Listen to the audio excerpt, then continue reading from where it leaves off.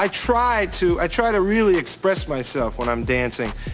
As I dance, there are a lot of emotions that come up for me, so I try just to lose all consciousness in terms of actually what I'm doing and just try to express myself. Now, Gregory Hines could light up any room with just a smile. A tap dance genius, a Broadway star, a Hollywood favorite. But behind that confident stride and smooth rhythm was a haunting secret he took to the grave. So what was Gregory Hines hiding? And how did it shape the man fans thought they knew so well? Let's take it back to where it all started. The little boy with fast feet, a big heart, and a destiny carved in rhythm. And no one could take her love away. Ah, we're being robbed! I am not the black guy from Designing Women. I am your lawyer. You're kind of hot.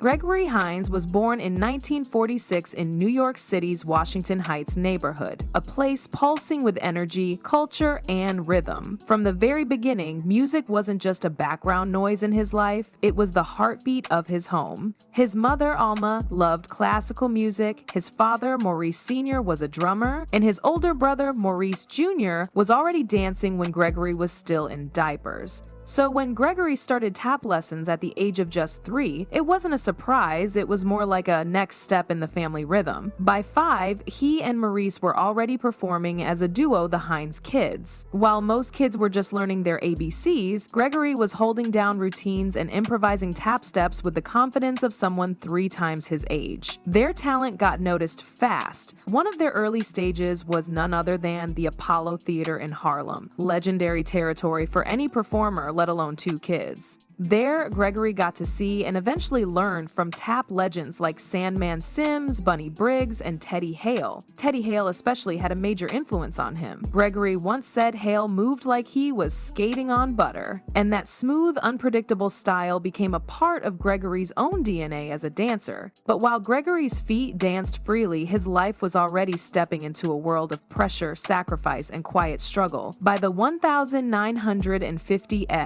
Gregory and Maurice had evolved from the Hines Kids to the Hines Brothers, and soon after, their father joined the act, creating the trio Hines, Hines, and Dad. It was a novelty indeed, 2 talented young dancers backed by their own father on drums. They became a hit in nightclubs, variety shows, and TV spots. But life on the road wasn't glamorous. Touring through the segregated South came with real risks. They weren't just entertainers, they were a black family facing racism at every stop. Hotels turned them away, restaurants refused to serve them, sometimes they had to sleep in the car or rely on local families for a safe place to stay, and then came a moment that changed everything. Gregory suffered a serious eye injury after a freak accident during play. For a while, doctors thought he might lose his sight. It scared him deeply, it shook the family, and it reminded him he wasn't invincible, no matter how flawless the performance looked. Still, they kept going. The act thrived. But something inside Gregory had started to shift. He was smiling on stage, but backstage, reality was teaching him lessons no child should learn so young. By the time Gregory hit his late teens, the spotlight started to feel more like a trap than a dream. He was still dancing, still performing, but he wanted something more. Freedom, space to explore who he was outside of the act. So he broke away. He dove into New York's counterculture scene, grew out his hair, joined a rock band, and started experimenting with drugs. Cocaine became a frequent escape. He later admitted he was using regularly during that time, especially as his dreams of being a musician started to crumble. He also got married and divorced at a young age. The relationship didn't survive the chaos of his lifestyle. And maybe the hardest part, walking away from the one person who'd always been by his side, his brother, Maurice. The 2 had danced together since they were toddlers. They'd grown up sharing hotel rooms, rehearsals, and spotlights, but now Gregory wanted something different, and that choice tore at their bond. He wasn't performing, he wasn't recording, he wasn't dancing. For a while, he was just another guy wandering through Venice Beach, California, trying to figure out where he fit in a world that once revolved around him. He left the stage, but the spotlight followed. And somewhere in Venice Beach, Gregory Hines nearly disappeared. As it turned out, it was something that we enjoyed doing, and tap dancing in those days was still a very credible art form, and so they pursued it for us. But, you know, when I realized I was alive, and these were my parents, and this is where I lived, I could dance. We had been taking dance lessons for a while, and I could do it. So even though the decision wasn't mine to become a dancer, ultimately I made the decision to stay with it. After years of drifting through the counterculture scene, Gregory Hines finally returned to New York City. It wasn't just a change in location, it was a shift in mindset. He reconnected with his roots, rejoined the world of performance, and most importantly, started healing the strained relationship with his brother Maurice. It was around this time that Broadway came calling again. In 1978, Gregory landed a role in Eubie, a musical tribute to composer Eubie Blake. It wasn't just a return to the stage, it was a full-circle moment. His tap style was looser now, more improvised. He brought jazz-like freedom to traditional tap, and audiences loved it. Critics praised his charisma and natural presence.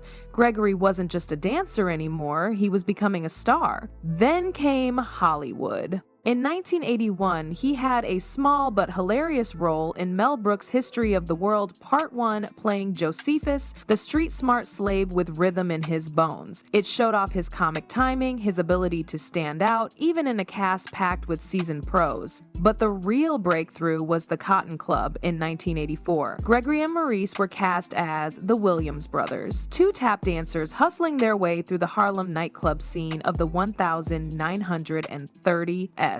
It was cinematic, glamorous, and painful all at once. The tension between their characters mirrored the years of silence and hurt they'd experienced in real life. On camera, they danced side by side, but behind the scenes, they were finally rebuilding brotherhood. Most of those men taught me how to dance.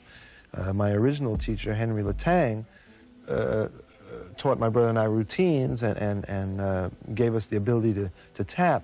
But these other men would work with me. Whenever they saw me, they would show me steps and encourage me to improvise. And through the late 80s and early 90s, Gregory Hines hit his stride. He starred in Running Scared opposite Billy Crystal, showing off his laid-back cool as a Chicago cop. Then came Tap, a film that felt like a love letter to the dance that raised him. It featured real-life legends like Sammy Davis Jr., Sandman Sims, and Harold Nicholas. Gregory didn't just play a tap dancer in that film, he brought the soul of tap to the big screen. His film work continued with A Rage in Harlem, and he even explored his musical side, performing a duet with Luther Vandross on the track There's Nothing Better Than Love, which hit no one on the R&B charts. That smooth voice and relaxed vibe showed just how versatile he really was. But Gregory wasn't just focused on himself, he made it a point to give back. He mentored a young tap prodigy named Savienne Glover, helping shape the next generation of dancers. When Sammy Davis Jr.